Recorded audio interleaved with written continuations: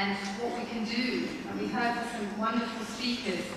And of course, all of these themes are intertwined, aren't they? The environment, and poverty, and conflict, and good news and bad news, we hold them together. So this morning we're going to hear from 3 speakers, and I'm going to, in a minute, invite our first speaker to come and speak to us. This is Douglas Mallette. He's from the United States. Now Douglas, I really liked this when I read it. He's a systems engineer with the Space Shuttle program, and he's also here representing something called the Venus Project, which I'm very interested to find out more about. Now, this project aims to advance, let me get this right, the social advancement of humanity through science, engineering, and technology.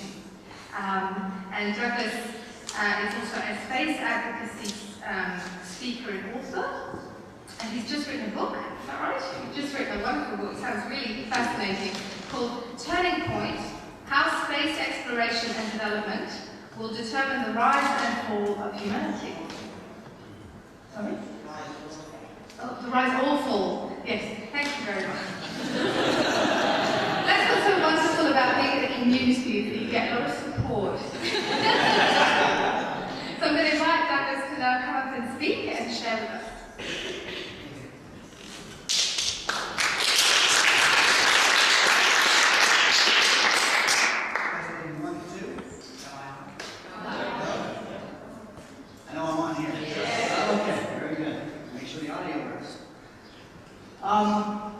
There's 2 things I'd like to start with to plant some seeds in your head before I continue on to the meat of the discussion. Question the unquestionable and challenge the unchallengeable. History is not made by those who just follow the status quo. They always rise up and challenge what is considered to be the norm of the time.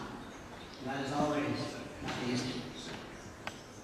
So with that in mind, we live in some pretty amazing times right now.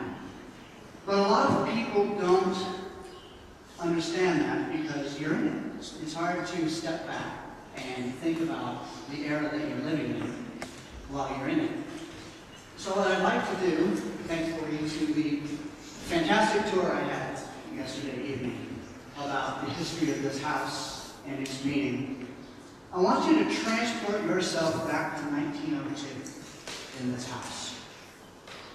Think about the way the people lived then, how they conducted their daily lives, how they got around. Now with you, I want you to bring your cell phone. Let's pretend for a moment that the satellites are up there and the systems are working. And you have a friend, let's say, we'll put them in Houston, Texas, where I live, just for the story's sake. You pull out your cell phone and you make a phone call to somebody almost on the other side of the planet. And you start talking into this device. What do you think the people of 1902 would do or look at you? How do you think they would perceive you? Now let's take a step further. Let's have that conversation out loud and you say, well, I'll be there in about 15 hours or so. In about 15 hours, but first I've got to get on my laptop, I've got to check some email. I just recently found out that a YouTube video was posted of my niece or nephew or cousin kicking an awesome soccer goal, so I want to take a look at that. That looks like it was pretty good. And you're saying all this in front of people in 1902. Now, today, that's normal, right? Back then, how do you think you would be perceived? Now go forward 100 years. How do you think they will perceive us? What kind of advancements, technological innovations, human ingenuity are going to come about that might make us look odd to them? Science, technology, and engineering is the process by which we overcome challenges and difficulties. That's basically what it is. And most people equate that with computers and things of that nature. But to be honest, isn't the hammer an innovation of science and technology. Instead of using a rock, you use a hammer.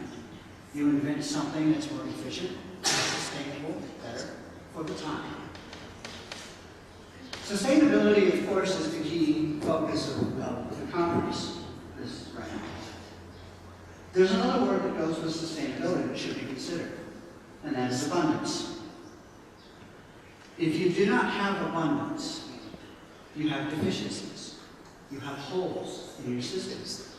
When you have a hole in the system or a deficiency, inevitably you get a hole or a deficiency in humanity. We've seen throughout history how those holes manifest, usually through conflict, segregation, stratification, those who have not. But through abundance, you achieve sustainability. For the first time in human history, we are capable of producing abundance of all biological needs and quality of life needs through the advent of technology without the need for human labor. I want you to think about that for a moment. The ability to provide everything we need to live and live well without the need for human labor. Computers, robotics, automation, advanced technical systems that can process trillions of bits of information. The entire, I know you all are very smart, the entire room combined could not accomplish what a single computer can do as far as information processing is concerned. We have invented these tools to use them for our own benefit, but we're not really doing that. So what I'm going to talk about later on this afternoon is I'm going to go through a systematic breakdown of all of the biological, all of the social, all of the quality of life needs that typical humans need in order to show you all of the technical capabilities that can produce those in abundance. It's very important to understand that no time in human history has this ever been possible. Any ideas that you may have of human nature, how people behave, all of those historical contexts are valid prior to our current capability. Never before have we been able to do what I'm going to discuss this afternoon. And I look forward to enjoying that conversation with you. Thank you.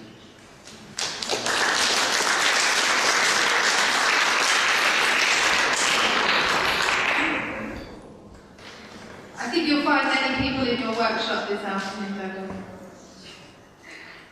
All right. Hello, everyone. Thank you for coming to my workshop here. I'll briefly introduce myself again, although the PowerPoint kind of covers it. I'm a space shuttle systems engineer. I work with the payload manifest for Space Shuttle Endeavour. That's my bird, basically. We're scheduled to launch in February. It'll be the last flight of Endeavour because the U.S. Space Shuttle program is winding down. So that's what I do. I'm also an author of a book called Turning Point: How Space Exploration and Development Will Determine the Rise or Fall of Humanity.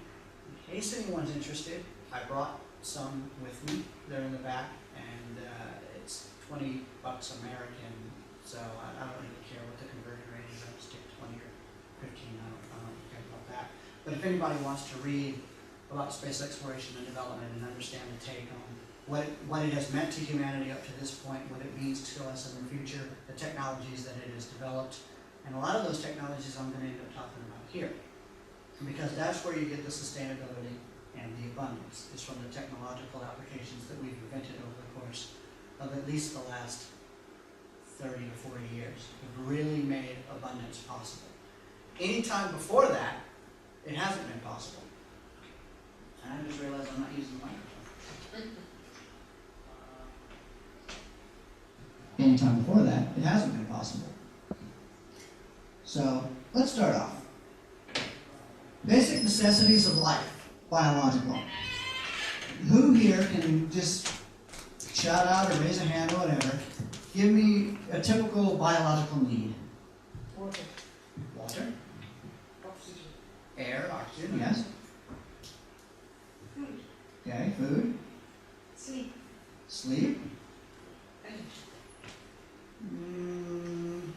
Not necessarily.